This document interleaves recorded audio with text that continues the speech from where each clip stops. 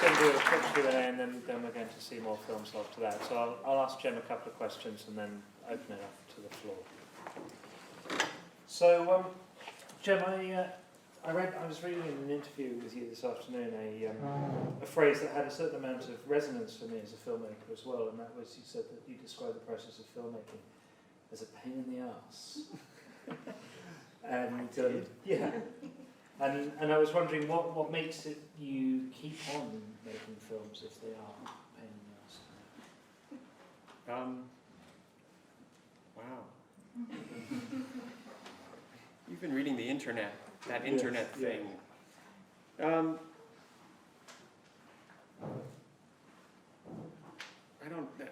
I'm flummoxed by the pain in the ass part. I mean, I love doing this, but of course it's frustrating because filmmaking is notoriously frustrating, but not all the time. And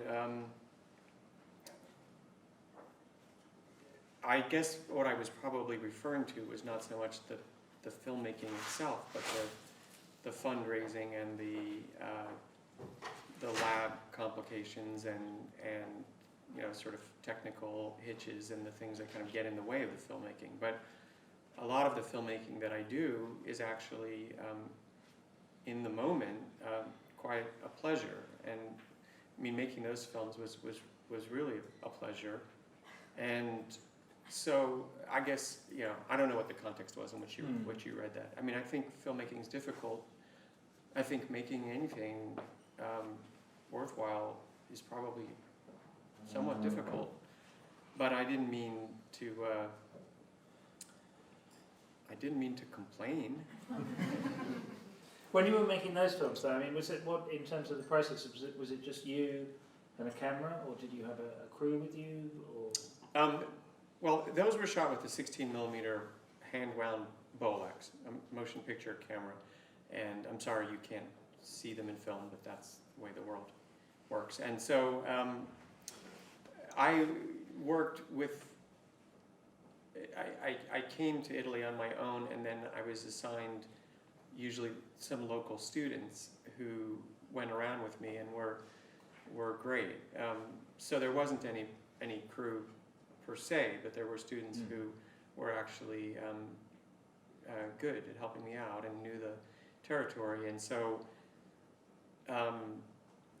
you know, it's all very stripped down. The equipment is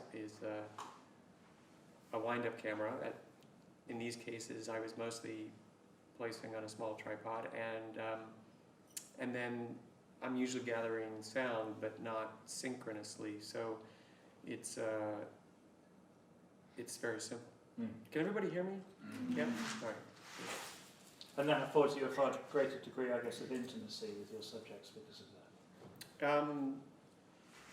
Yeah, I think that there's always something to be said for not being, you know, part of an invading army, which is the way that most movies are made. And this is a kind of it's a documentary mode, though these aren't really traditional documentaries. And there isn't, you know, sometimes there's a degree of intimacy, and sometimes there's only the intimacy of, you know, hey, can I take your picture? You know, and then they answer yes or no, and that's not something that I can govern. But it's stripped down and direct, and we can move very quickly, and it's just offers a lot of freedom, you know. I mean, a lot of it has to do with just reacting to things as they happen on the street, because very little of it is set up. Even most of the kind of portraits of people are just done off the cuff. You know, somebody walks by, and occasionally we, you know, maybe go into a store where somebody knew somebody, or some of the portraits are of the students, or some of the portraits are of the the professor who brought me over. But it's very basic. I was wondering how you negotiated that when you're limited by constraints of time and money. Right. How much of the film you have to construct in your head, and how much of the film has to do with how you react to the environment you find yourself in. Right. Well, I can't construct it very much in advance in my head, and that limitation is, it's both a limitation and it's a freedom, because since I can't govern what I'm going to run into on a given day or moment, then I have to accept that's in a way the guiding principle is that I cannot control it, and therefore I have to roll with the punches, and it's sort of it stops me from thinking too much, which is often good, because thinking too much can get in the way of good shooting.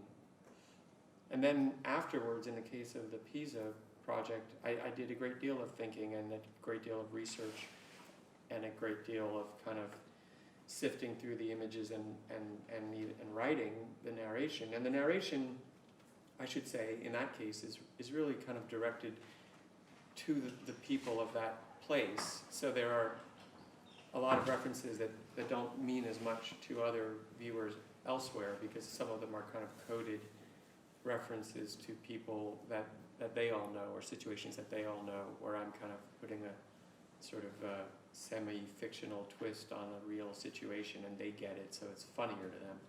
But for us, you just have to kind of go into this realm of half documentary and half, I don't know, fairy tale, and see if you can float with that particular boat.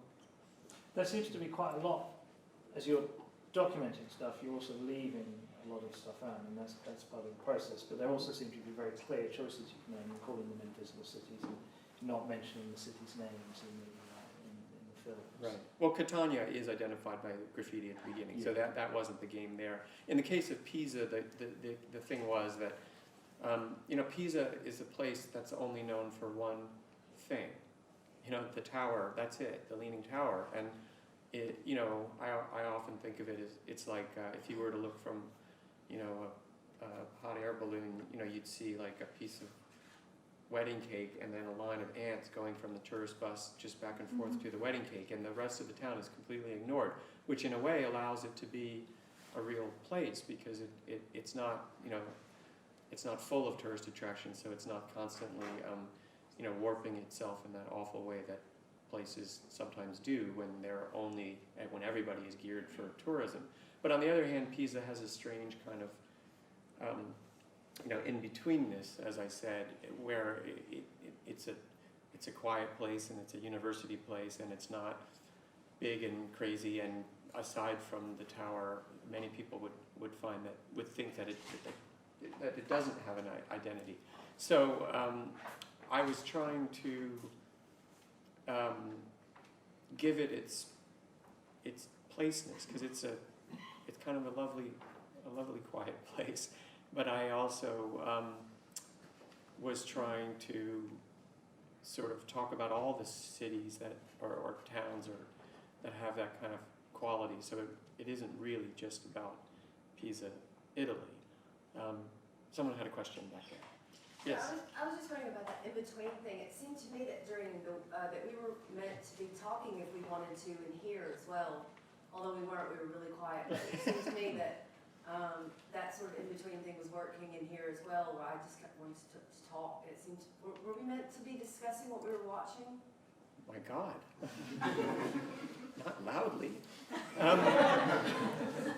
Just crank up the music a bit. Internally, in your mind, I think that you should have some room to move, but I don't know about talking during the screening. That would probably freak me out a little bit. I don't know how to answer that. But this is a free dialogue right now, so yeah. Any more questions? The second movie we watched was very much like a slideshow. I wondered if there's, what's your kind of relationship to stills? Slideshows and stills, because it seems to be a series of stills shot with a movie camera. Well, I don't really see it that way, but I can see how people occasionally would. I mean, the great difference, I mean, I'll put aside slideshows for a minute and just say that the great difference between, you know, moving pictures in films and stills is that I decide how long you will be with them, and I decide sometimes by a very small signal when you're in and when you're out, you know? And that's very different, really, from like looking at stills where you are, you know, with them